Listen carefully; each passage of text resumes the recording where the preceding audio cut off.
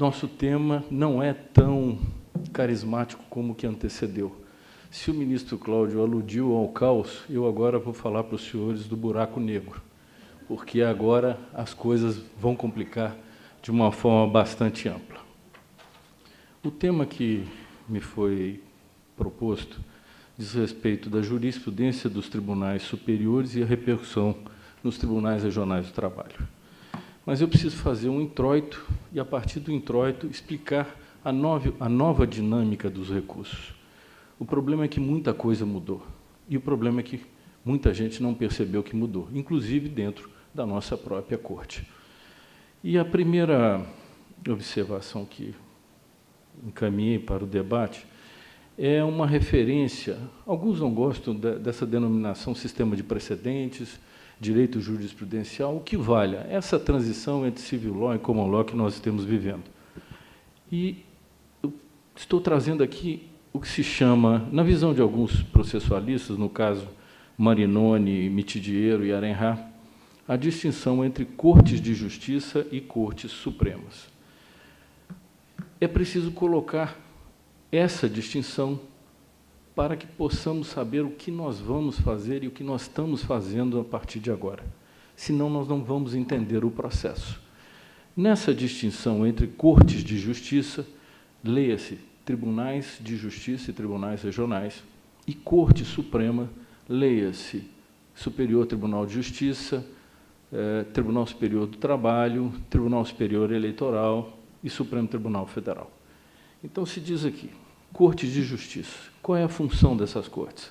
São cortes voltadas à justiça do caso concreto, cuja função é controlar a interpretação dos fatos da causa, da prova produzida, do direito aplicável ao caso concreto, além de fomentar o debate a respeito das possíveis soluções interpretativas por meio da jurisprudência, das cortes voltadas à unidade do direito. Nós vamos voltar nisso mais à frente.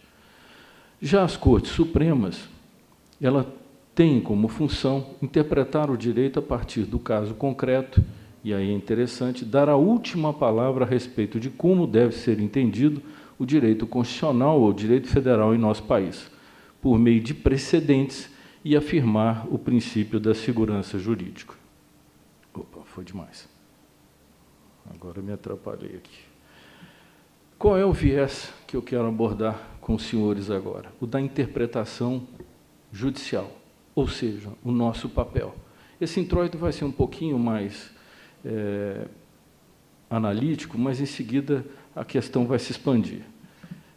Quanto às cortes superiores, a interpretação como meio de controle da decisão. Veja, cortes superiores são os tribunais superiores. Interpretação como meio de controle da decisão, meio, não é fim. Isso aqui traz uma perspectiva formalista ou cognitivista da interpretação jurídica. Ou seja, eu estou tratando do conhecimento e da aplicação do direito ao caso concreto. É uma corte eminentemente de legalidade das decisões recorridas, ou seja, eu estou controlando o resultado das decisões em face da legalidade. E a jurisprudência dessa corte, ela serve como parâmetro para a aferição dos acertos e desacertos das decisões de instâncias ordinárias dos casos decididos. Isso aqui significa que era o papel do Tribunal Superior do Trabalho até a Lei 13.015. A atividade era reativa, a atividade era uma preocupação com o passado, tanto que os recursos de revistas admitidos no Tribunal Superior do Trabalho, todos eles envolvem matérias antigas, que já estão esgotadas nos âmbitos dos tribunais regionais. E as matérias novas estão todas elas atreladas no exame dos agravos de instrumento que nos chegam. Ou seja, há um descompasso, há uma questão binária dentro do Tribunal Superior do Trabalho. Revista é velha, agravo de instrumento é o novo. São as questões novas dos tribunais. E, por fim, é um recurso fundado no jus liticatoris, ou seja, no interesse privado em ter o resultado e o bem da vida, não necessariamente numa atividade de interpretativa de âmbito público, de interesse de tutela, segurança e proteção. Portanto, nós temos essa perspectiva que diferencia o papel da Corte. E aí o que ocorre com essa visão que eu havia. É uma interpretação do direito, é apenas um meio para o fim do controle da decisão recorrida. O que significa isso?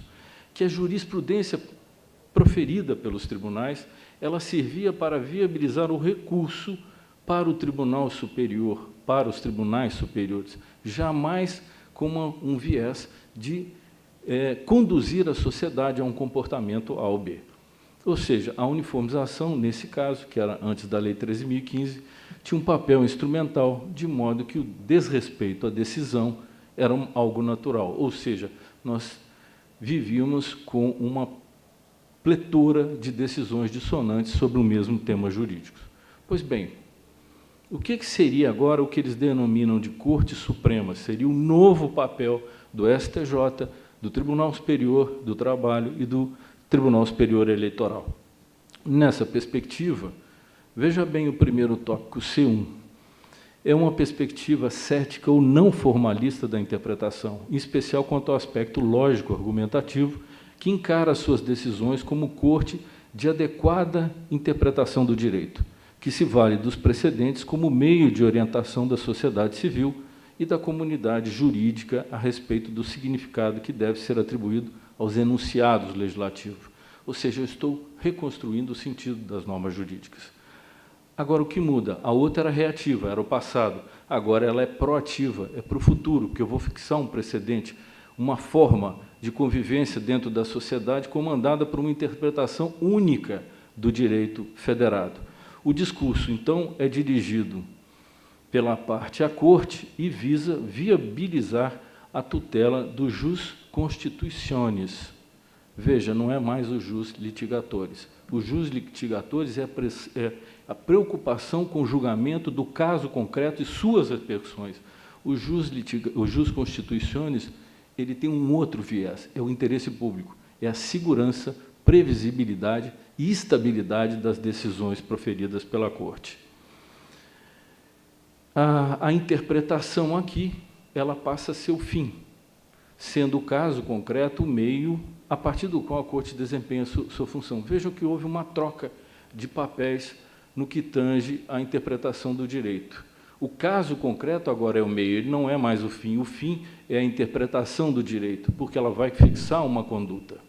Daí que a formação do precedente tem papel central e a violação aos precedentes impõe um rompimento com o sistema jurídico, com o fim do processo e o descumprimento da Constituição e do papel do Estado de Direito, ou seja, da tríade segurança, igualdade e tutela de direitos.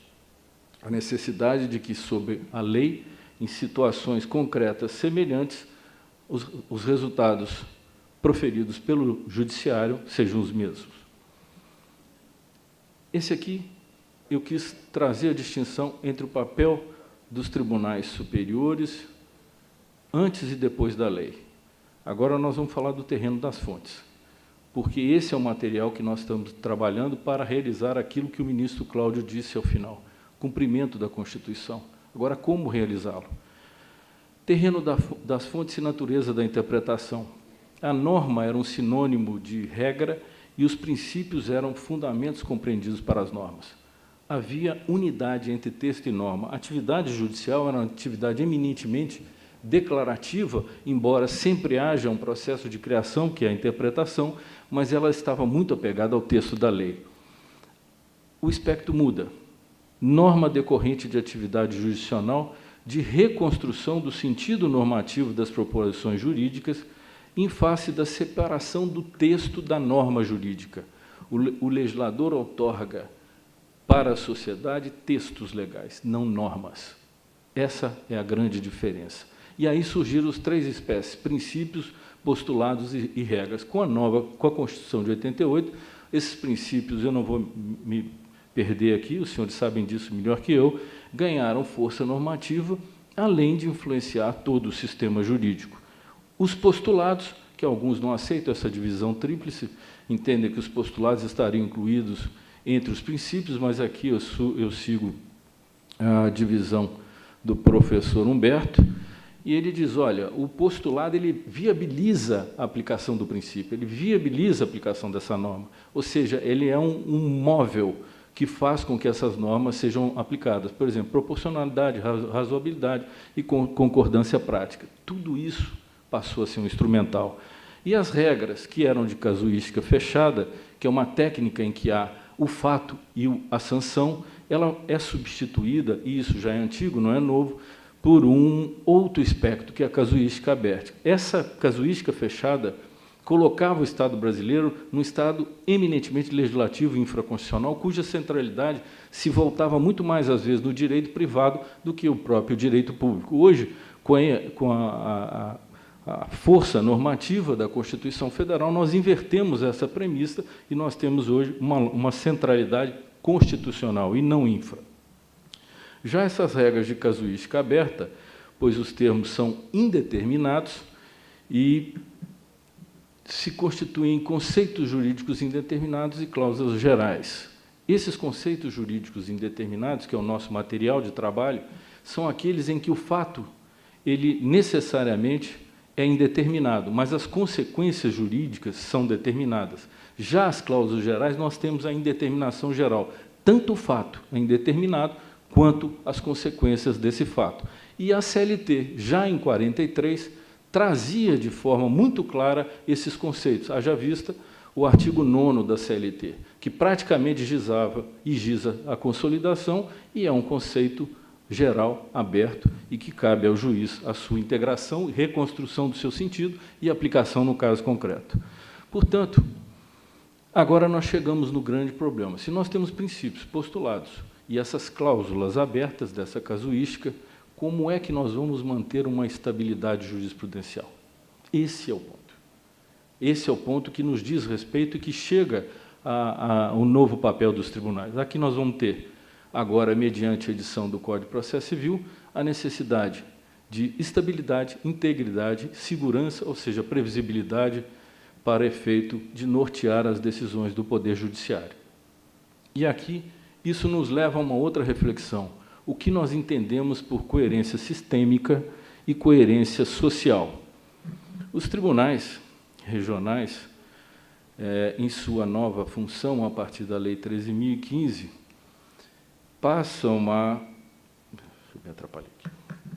passam a exercer uma atividade que era integralmente exercida pelo Tribunal Superior do Trabalho.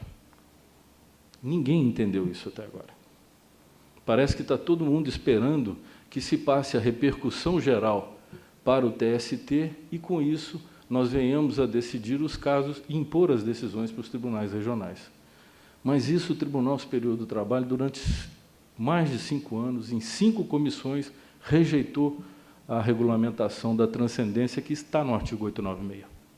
E rejeitou por uma questão política muito severa, que os senhores vão ver, e, afinal, se der tempo, eu vou mencionar, que é o mesmo problema da repercussão geral no Supremo Tribunal Federal. A repercussão geral no Supremo Tribunal Federal tornou o Supremo Tribunal um tribunal político e não um tribunal constitucional.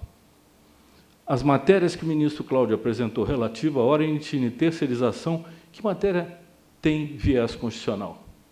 Que corte, que ramo do judiciário seria o ramo específico para decidir essas questões? O que isso tem de matéria constitucional para o Supremo? Mas a repercussão geral abriu.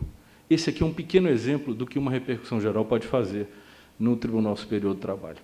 Nós poderíamos escolher um único caso, sem nenhuma maturidade de debate entre os tribunais, decidimos e a decisão seria imutável, sobretudo nesse sistema de direito jurisprudencial. Mas a Lei 13.015 fez um corte na interpretação da uniformização da jurisprudência. O TST não uniformiza mais a jurisprudência. Por incrível que pareça, ele não uniformiza. Quem uniformiza são os tribunais regionais. Cada tribunal regional de Estado federado é responsável pelo que dispõe o artigo 926. Estabilidade, integridade e segurança das suas decisões. Qual a necessidade de um tribunal federado se ele não tem jurisprudência? Qual? Basta tirar os tribunais, as decisões iriam direto para o TST. E ele uniformizaria no país. O que o TST fez? Não. Os tribunais, obrigatoriamente, uniformizarão sua jurisprudência. No momento em que o tribunal uniformiza sua jurisprudência, qual foi o comando da lei para os tribunais regionais? Foi um comando de divisão de poder. Ou seja, vocês uniformizam e, se houver divergência entre os tribunais, não dentro, o Tribunal Superior age. Nós estamos com 350 mil recursos no tribunal, para 24 juízes, que recebem essa distribuição. Ou seja, eu tenho dito muito, acho que já disse aqui até, linearmente, nós temos um juiz para cada tribunal do país. Tem 24 recebendo a distribuição. Façam ideia do que significa o que nós estamos falando. Então, o que se quis fazer com a lei? A construção do direito do trabalho vai se dar no âmbito dos tribunais regionais. Há um fortalecimento da instância ordinária.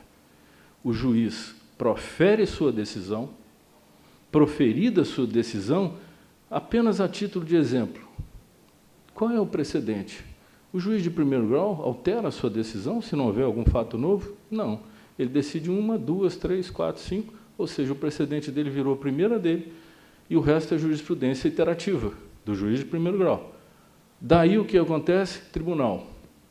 E o que acontece no país? Eu não sei particularmente o caso de Belém. Nós temos tribunais que têm 18 câmaras, 11, e esses tribunais se dividem com composição de 4 membros. E aí julga ABC, depois BCD, depois D, A e B. E 3 decisões diferentes, do mesmo caso, mesma empresa, mesma situação. Mesmo. O que acontece com essa reprodução? Ela vai para o TST nesse mesmo. Aquilo é inafastável. E aí o advogado prequestiona, alega violação, divergência, e nós vamos ver se o texto que está no acórdão realmente está prequestionado, se tem a violação, se não tem. O que ocorre no final? Toda aquela distonia jurisprudencial do mesmo caso volta para o Tribunal Superior e não é resolvida no TST, porque ele não foi composto hoje em dia para resolver a jurisprudência interna do tribunal. Essa jurisprudência interna de todos os tribunais do país, elas estão sem controles, até a edição da Lei 13.015. Porque, até então, nós chegamos numa sessão do tribunal, a mesma questão, do mesmo estado, a mesma região, com resultados diferentes, e nós não tínhamos o que fazer. Porque aqui não conhecíamos, porque não tinha violação, não tinha prequestionamento, não tinha divergência, e aquilo permanecia num sentido de instabilidade. E aí, aonde que nós chegamos? Nós chegamos no desrespeito hoje à função dessas cortes, que é de dar unidade ao direito. TST, STJ e TSE, eles dão unidade ao direito. Unidade não é uniformização do direito. Quem uniformizou foi no regional, mas quem uniformizou de que forma? De um amplo debate sobre os fatos e circunstâncias da causa. Aí a questão vai para as turmas. Obviamente, cada turma terá seu entendimento, ninguém nega isso, é necessário para a construção da tese. Feito esse debate, se houver divergência entre as turmas, aí nós chegamos no recurso de revista. Havendo divergência interna no tribunal, o recurso de revista vai para o TST? Não deveria. A lei não exige, porque é um pressuposto do recurso de revista que não haja divergência interna.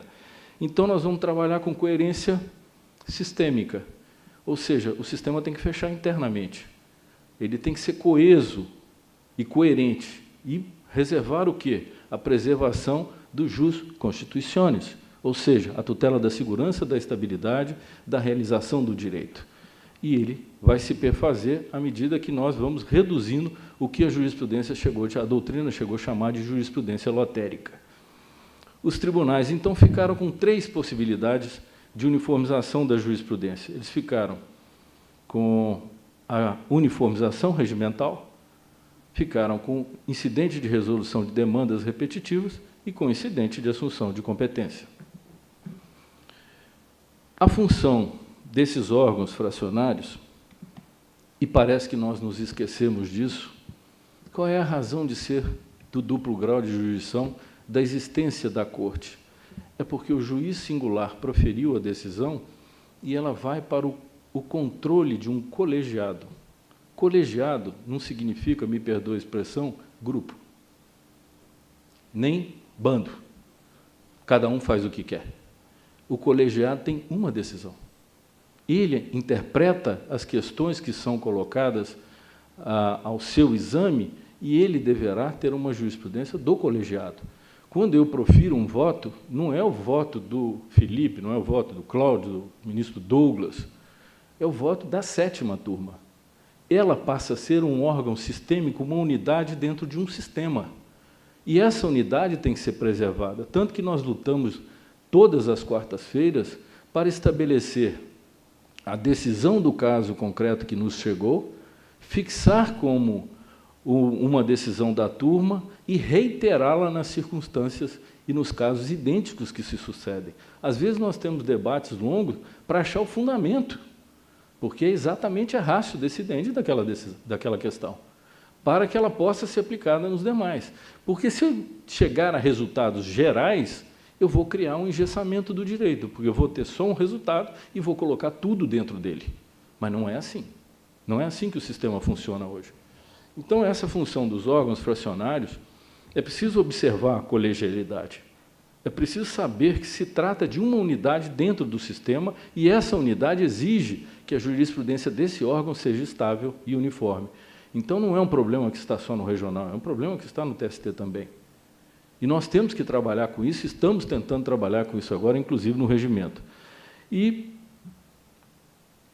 esse órgão uniformizador regional passa a ter uma missão interessante agora, que se atribui aos presidentes ou vice-presidentes por delegação. Quem gerencia o sistema recursal hoje? É o presidente do tribunal.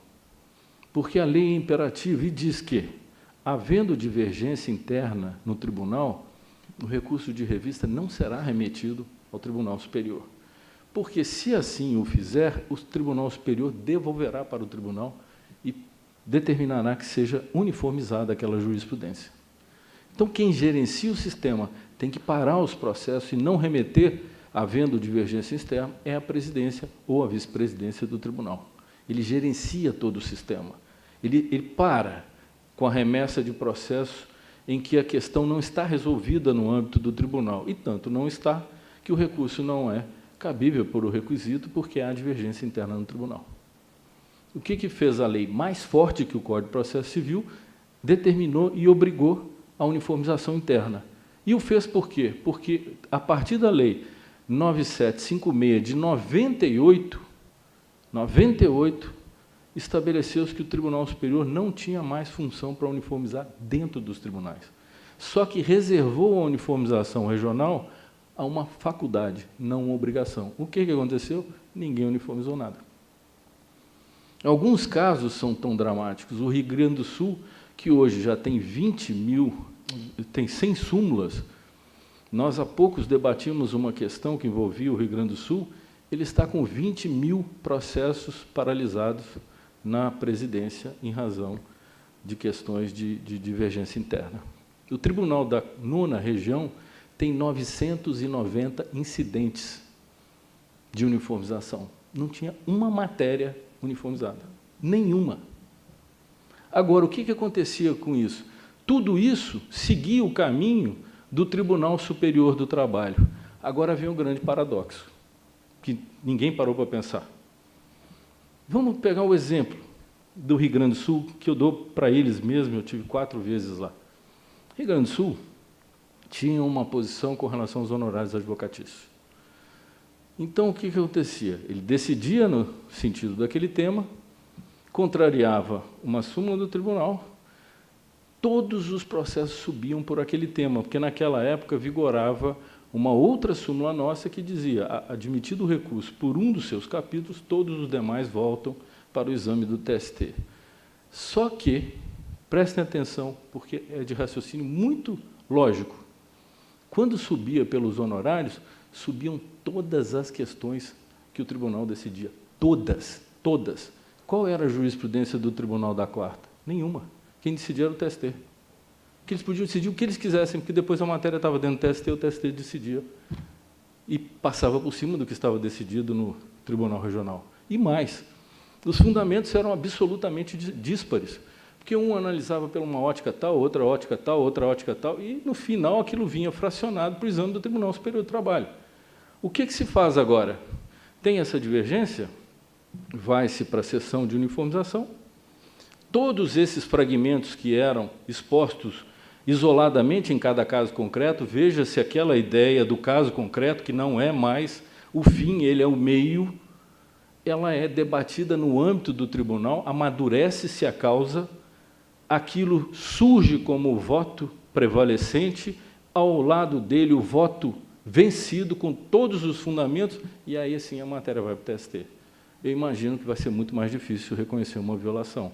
Eu imagino que fortalece-se a decisão, nós não absorvemos nem usurpamos a jurisprudência do tribunal, mas nós vamos trabalhar exatamente com os fundamentos construídos pelo Tribunal Regional, e não sem eles, ao nosso alvedrio, como se nós estivéssemos julgando aquela causa pela primeira vez. Mas como eu tenho todos esses argumentos articulados, voto vencedor e voto vencido, o Código de Processo Civil hoje me obriga a fundamentar em cooperação. Então, eu preciso articular com as decisões que foram proferidas. Ou seja, é o respeito maior à decisão proferida pelos tribunais regionais, e não ultrapassando per saltum, trazendo toda a jurisprudência do tribunal para dentro do Tribunal Superior do Trabalho. E, mesmo assim, nós verificamos que muitos tribunais, hoje até não são tantos, mas se recusam a uniformizar a sua jurisprudência, ou seja, entregam de mão beijada a jurisprudência da sua região para o Tribunal Superior do Trabalho. E eu imagino que tem inúmeras e centenas de questões que não dizem respeito ao TST, dizem respeito a questões exclusivamente regionais. E por que isso está no TST? Porque veio de arrastão com todo o resto. Porque o tribunal não uniformizou. E se uniformizar, decidir as questões de fato e direito de forma a solver aquilo, observando essas circunstâncias, qual vai ser a violação que dá? Divergência não haverá, porque se é uma questão peculiar aqui, não tem divergência em outro lugar. Agora, qual a violação? Porque uma violação lida num fragmento de decisão, ela tem uma importância muito maior. Uma violação lida numa decisão que abrangeu todos os argumentos, obviamente, que o êxito desse recurso vai ser bem menor. Mas, mesmo assim, nós continuamos vivendo nesse patamar de incentivar esse jus liticatores, não o jus constitutionis. Portanto, feito a ideia desse gerenciamento da jurisprudência pelo tribunal, os efeitos dessa decisão uniformizadora e como se faz a formação da súmula prevalecente. Outro problema que nós estamos encontrando dentro do nosso tribunal e dentro dos tribunais regionais. O que é a súmula e o que é o precedente? A súmula nós tínhamos no regime anterior. É um enunciado geral de uma tese. Agora, eu começo a interpretar essa súmula, que era o que ocorria, como se ela fosse um dispositivo normativo e colocar vários casos dentro dela. Se eu assim o fizer, eu engesso todo o sistema, porque eu vou julgar tudo numa vala comum. Então, o que tem que ser feito agora pelo tribunal? Tem que ser votada as ratio decidentes. Eu tenho que votar a motivação, eu tenho que votar aquilo que foi o fundamento generalizável que possa ser utilizado no outro caso subsequente, para não correr o risco de engessar e para que eu possa superar, distinguir ou afastar. Tanto que a lei é clara que prevê as hipóteses de afastamento e de não retratação. Então, eu preciso, na formação, que o tribunal debata os votos e estabeleça quais foram os fundamentos relevantes generalizáveis daquele caso que possa ser aplicado se houver um idêntico subsequente, e não apenas um enunciado. E isso deveria vir junto da súmula. Eles têm que estar atrelados a ela, que é o que nós chamamos, parafraseando o direito americano, de holding. Eu tenho que dizer, olha, este enunciado decorre desta circunstância fática e deste enquadramento jurídico. Aliás, está escrito isso no 926, parágrafo 2º do novo Código. Porque, senão, engessa, acontece o que estava lá atrás no sistema das súmulas persuasivas. Só tinha um detalhe, lá era persuasiva, agora não está sendo mais persuasiva. E aí eu vou engessar tudo. E ninguém mais vai ter liberdade de interpretação se ficar nesse estágio de coisa. Então, eu preciso mudar a ótica. Eu preciso trabalhar com a formação da súmula a partir dos fundamentos. O Tribunal do Rio Grande do Sul, vou dar o exemplo de novo, adotou algumas técnicas para tentar votar. Ele estabelece o enunciado num painel como aquele e as fundamentações vão para os desenvolvimentos.